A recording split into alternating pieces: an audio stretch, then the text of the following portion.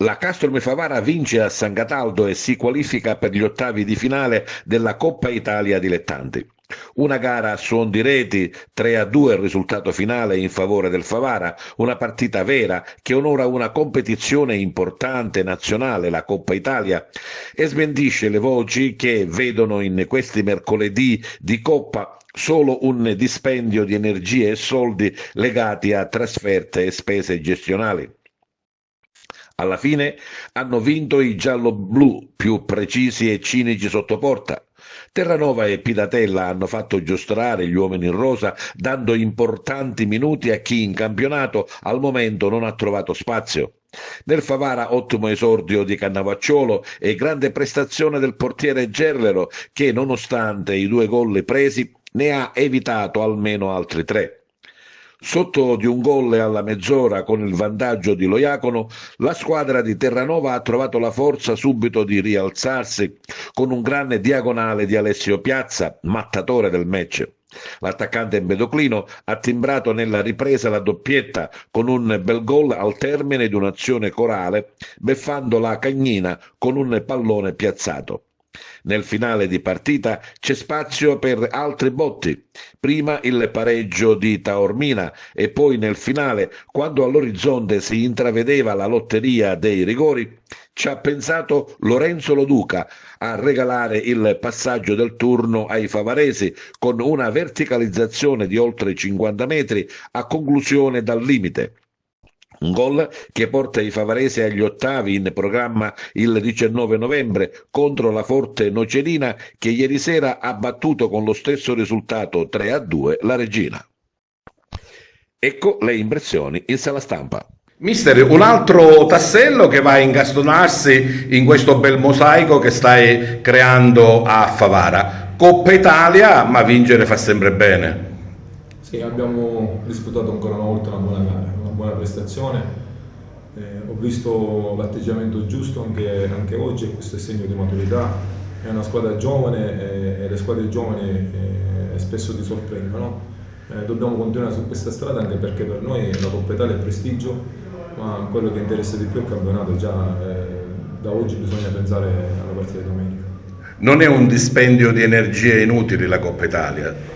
È un dispendio di energie e poi chiaramente quando arrivano i risultati positivi e quando vinci il recupero anche psicologico diventa più veloce, quindi credo che questa vittoria ci può dare l'energia che serve per affrontare un avversario difficile come il Messina. Appunto, fra 3 giorni si fa allo stretto una squadra, quella del Messina, che nonostante l'handicap sta facendo un bel campionato. Una squadra che ha un organico importante come è giusto che sia, una città come Messina. Non guardiamo la classifica perché onestamente rende poco a quello che è il contesto messinese e quindi per noi sarà una partita difficile contro un avversario in forma, in salute, che ha raggiunto risultati importanti. Sicuramente stanno facendo il duo Romano-Martello, stanno facendo un grande lavoro. Cosa farai da qui a domenica?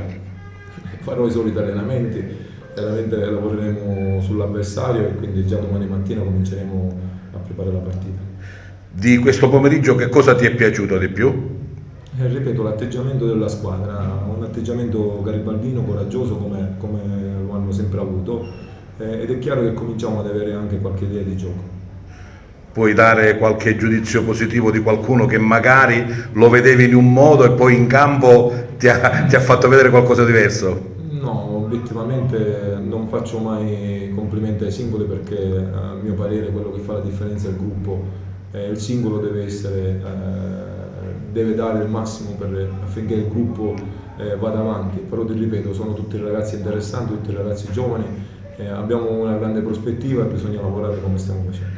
Insomma, però la doppietta di Piazza la possiamo mettere in risalto. Sì, Piazza ha dimostrato, ha avuto la sua possibilità, ha dimostrato che c'è anche lui, sicuramente ne terrò conto, ma già ne tenevo conto anche a prescindere dalla doppietta di oggi.